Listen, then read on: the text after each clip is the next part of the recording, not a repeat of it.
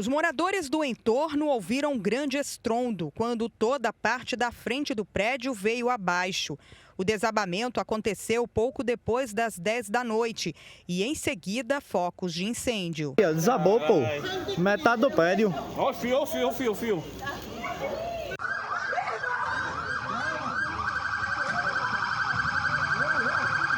Casa, a gente só escutou o estrondo. Quando olhou pela janela, já estava tudo coberto de fumaça, de poeira. E aí, em seguida, 3 explosões do botijão de gás, depois que o prédio caiu.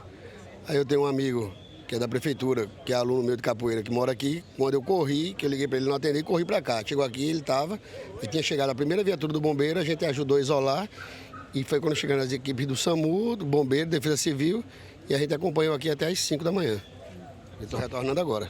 E o senhor viu quando algumas pessoas conseguiram sair com vida? Sim, inclusive o vigilante, que ele conseguiu descer pela varanda, pelas grades, e o bombeiro cerrou a grade e alguns moradores desceram com escada que colocaram pela lateral do prédio. Esse prédio, ele havia vigilante 24 horas? Sim, havia.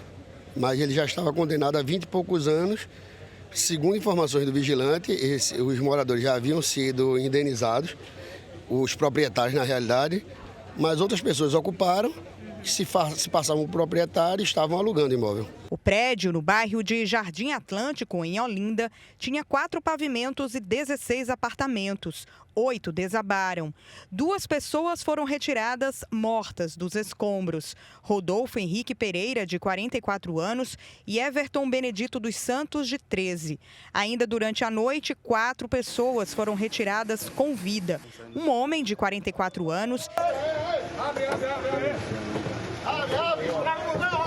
e 3 mulheres, 2 de 25 e outra de 30 anos.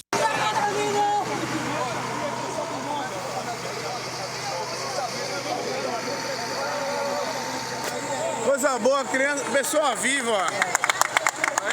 Obrigado, bombeiro! Foram duas vítimas, né? Uma do sexo masculino, outra do sexo feminino, apresentando escoriações, mas estáveis clinicamente, não tinham sinais maiores de gravidade. Muito angustiados pelo fato, algumas escoriações, mas estáveis do ponto de vista hemodinâmico. Esses pacientes, a mulher foi levada ao Hospital Miguel Arraes e o homem foi levado ao Hospital da Restauração. Então nenhum deles tinha ferimentos mais graves, como fraturas?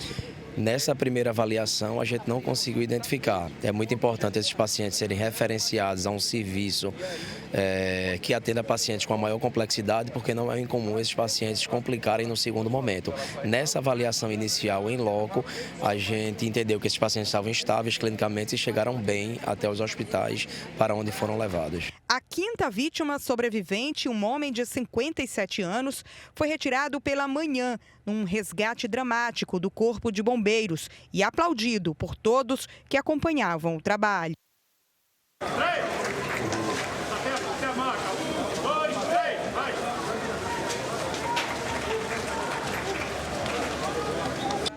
Um cenário muito de caos, né? As pessoas desesperadas, no afã de quererem salvar seus parentes e amigos que iriam adentrar nessa área que a gente chama de área vermelha ou área quente. Então, foi difícil contê-las no início, para sensibilizá-las, para que as equipes pudessem trabalhar da forma correta.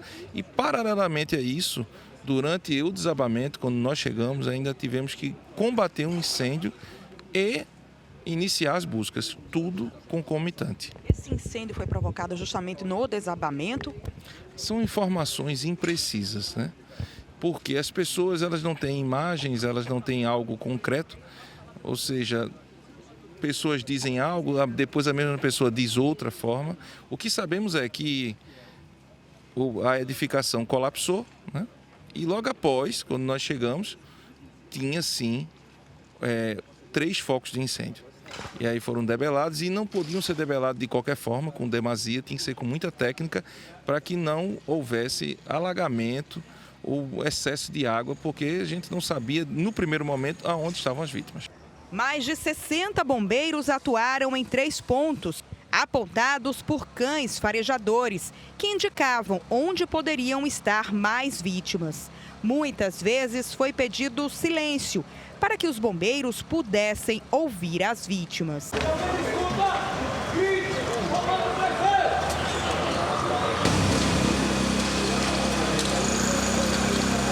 O prédio foi condenado no ano de 2000 porque apresentou problemas estruturais. Os moradores foram indenizados e deixaram os apartamentos, mas outras pessoas acabaram ocupando o edifício de forma irregular. Camila vivia num dos apartamentos há um ano com o marido e a filha.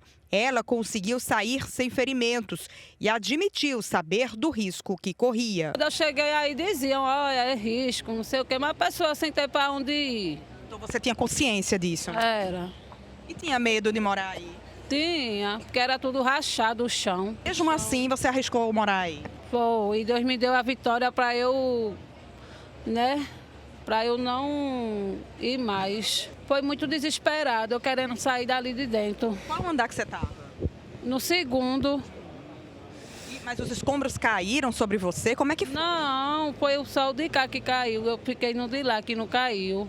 Como você conseguiu sair? Deus me livrou. Aí a grade, tem muita grade na janela e no buraco do ar-condicionado. Deus me deu muita força para eu tirar aquela grade. E quem é a responsabilidade, então, para retirar essas pessoas que deveriam ter sido retiradas antes disso acontecer? Essas pessoas estavam morando irregularmente. Primeiramente, né, quando ele é interditado, né, ele é entregue à seguradora para que ela providencie a demolição. Né? Quando é essa invasão, né, ela tem que fazer a guarda dessa edificação. Na verdade, seria ela a responsável primeiro.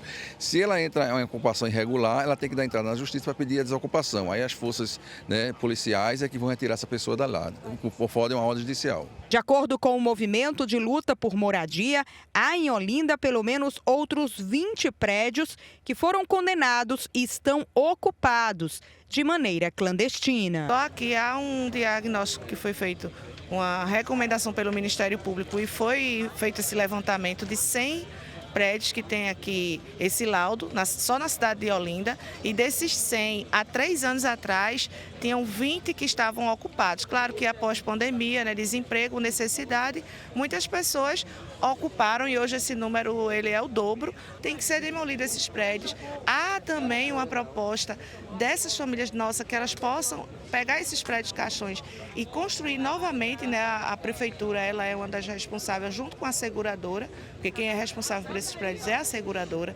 inclusive a demolição é muito cara. Né? Então, assim, quem está colocando suas vidas em risco, né? Quem não tem onde morar, felizmente acha um canto e ocupa. Pois é, e sobre essas ocupações, a nossa reportagem conversou com um morador da localidade, falando, inclusive, desse entrave, né, em relação à questão judicial, poder público e a ocupação irregular. Vamos conferir o que ele disse. O maior problema em Olinda é que a gente não entende, são vários prédios mantidos pela Caixa Econômica Federal, com intervenções, invadidos, e ninguém entende porque são mantidos sem derrubar, sem resolver. Isso não é o primeiro, nem vai ser o último. Nós temos que resolver isso. É uma clemência à Prefeitura de Olinda, ao Governo do Estado, Ministério Público. Tem que acabar essa história, esses prédios estão aí invadidos, pessoas criando cavalos, criando animais, sem ter onde morar, prédios condenados. Bota um coitado de um vigilante arriscado. Eu não sei por que eles mantêm. A quem é dono do apartamento, eles pagam aluguel, mas não derrubam o prédio. Tem que haver uma intervenção. Até quando isso?